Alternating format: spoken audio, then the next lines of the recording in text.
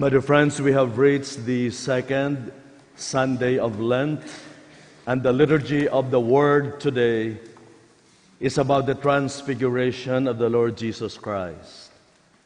We'll go straight to the point, and there are three things we will briefly reflect on this feast of transfiguration. What is the meaning and the relevance of transfiguration for us this year? Specifically this year.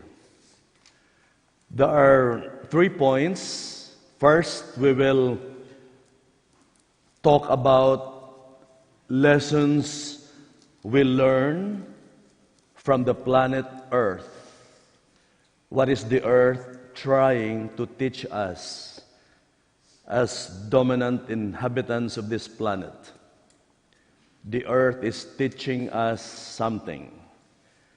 Second, what is the theology of the Transfiguration in the teaching of the Church, in the history of salvation? What is the scope and the application of Transfiguration? Why did it happen to Jesus? Why is it that it is necessary that it should happen? And third, this year, the universal call, especially this season of Lent, the universal call for transfiguration, individual conversion, communal, community perspective, and global call for all people to experience transfiguration. So first, lessons from the planet Earth. One time, the space shuttle Discovery took off from Kennedy to do 1 week orbit of the Earth, around the Earth. One of the astronauts was an atheist. He didn't believe in God.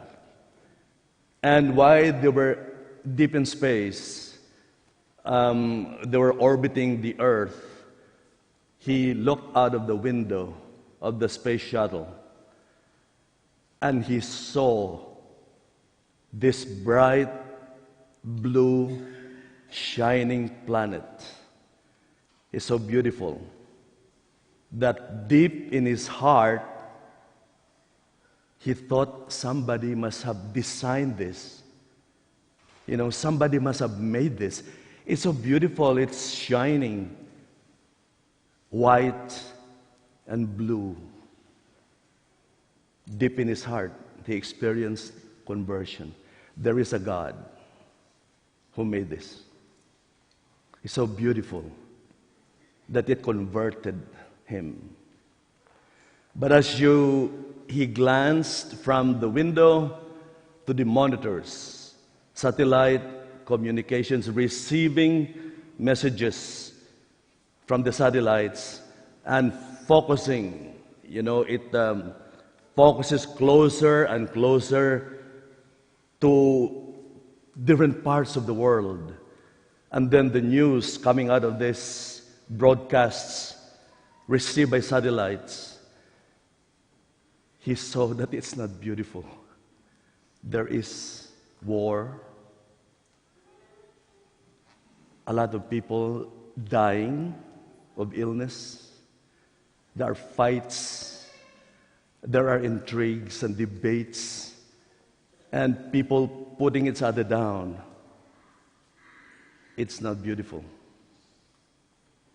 The beautiful creation of God is tampered and destroyed by sin. That creating all violence, destruction, sin in the human heart has ruined the beautiful creation of God. What is the lesson to be learned here for us? The earth has been here 4.5 billion years. It has survived everything.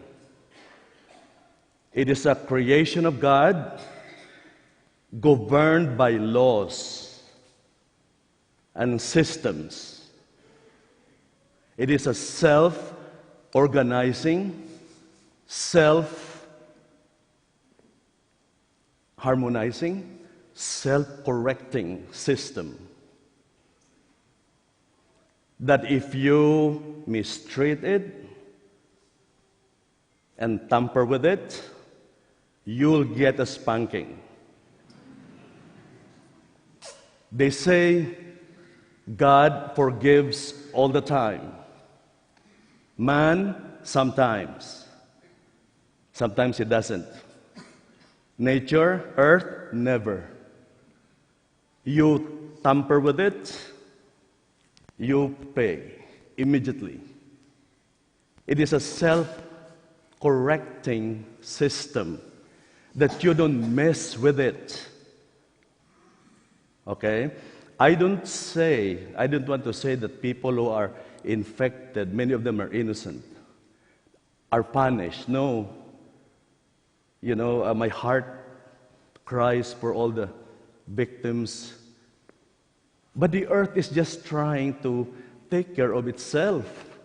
People get in the way, and they tamper with it. Like in Hawaii, they built homes along the path of an active volcano. And they wonder why there is lava in the living room. Like in Mississippi, every year the river swells because of the rain in the north. And they are already told every year, don't build homes close to the levees. The same people. And then they wonder why their dog Sparky is floating downstream with parakeet on his forehead. Flooding every year. They are already told. People get in the way. And they say, well, the kids love it here. What do they have? Gills? To survive the flooding every year. That the earth is just taking care of itself. People get in the way. It has been here billions of years. The earth is okay. The people are messed up. It is not going anywhere. We are. Pack your luggage, we are going. The earth is okay.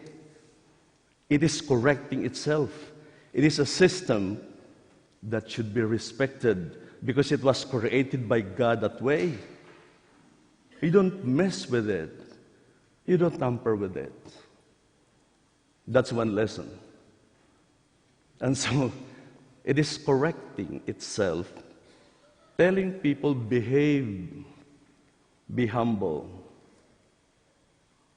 be united, work together.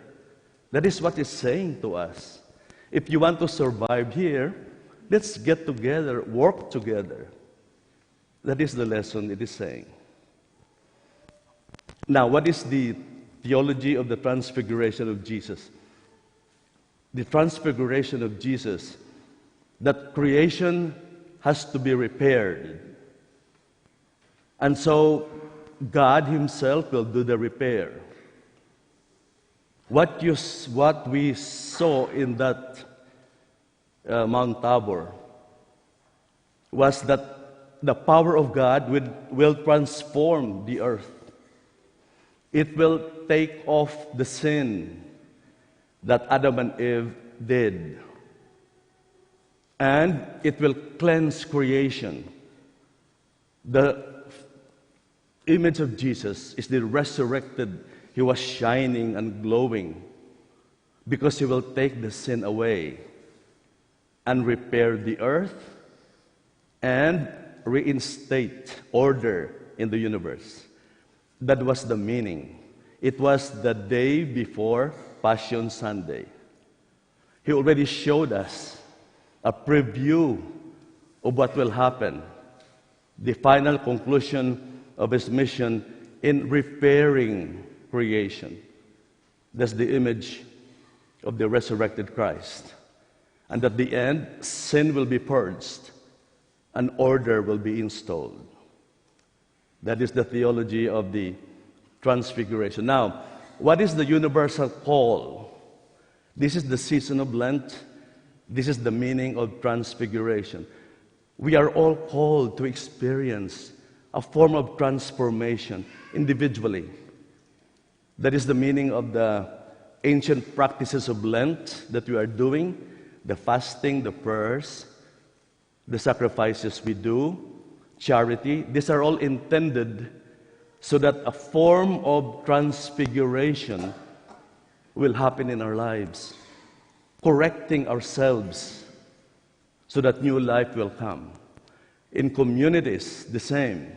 Families are called to get together and experience some form of harmony and forgiveness, transfiguration of the homes and communities, so that new life will come from us. And the world is invited now, as a whole, to work together for a form of transfiguration. If we want to survive on this planet, we have no choice. We have to get together, work together, share information as a whole, because we only have one village. We only have one home. There's nothing else, nowhere else to go. So it is God is calling everybody to experience renewed life, to survive. Otherwise, the earth will continue to correct itself. Walk humbly before God and get together. That is the meaning of the Transfiguration this year. That's the end of the homily.